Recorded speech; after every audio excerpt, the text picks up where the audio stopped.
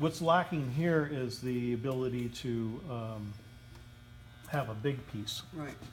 So, you know, generally you would have maybe a big piece, but you could see how you could take something like this, and now you have, let's say we're doing the same, a tabletop, and you have this curve down here at the end. So now you have this natural curve.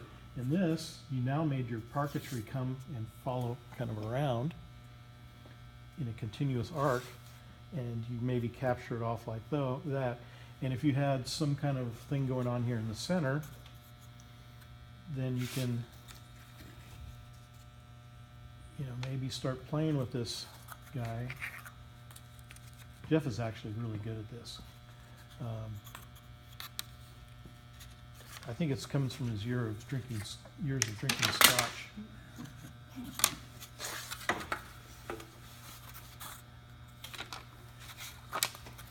So you just kind of start playing around with this stuff and see what you get.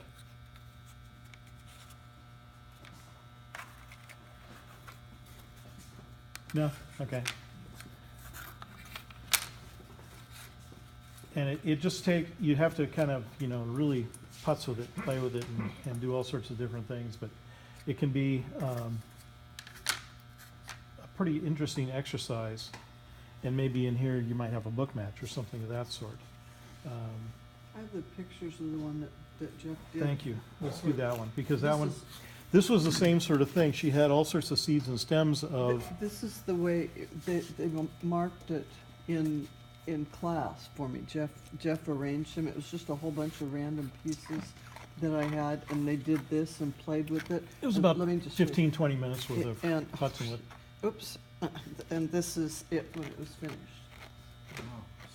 So it's like that. I don't know, you can pass it around if you want, but I mean, it was amazing to me, because I had it at home and I loved every piece, but I didn't know what to do with them. And they started playing, I mean, these aren't as remarkable, that's, you know, they're different.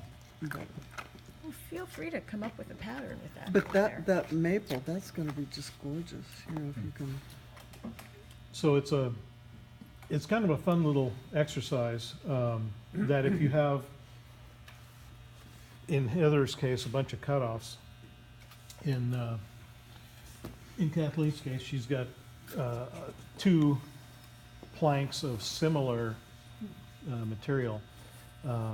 If she were to go in and just randomly start cutting them up, I did try. or to take and blue tape off areas, it takes a little bit of wacky thinking, but you can come up with some really spectacular pieces doing that. Your lungs, huh? Your lungs, wacky thinking. Wacky thinking. Okay, Well, that's why I had to mark it with chalk, so I knew where to. So what did you do?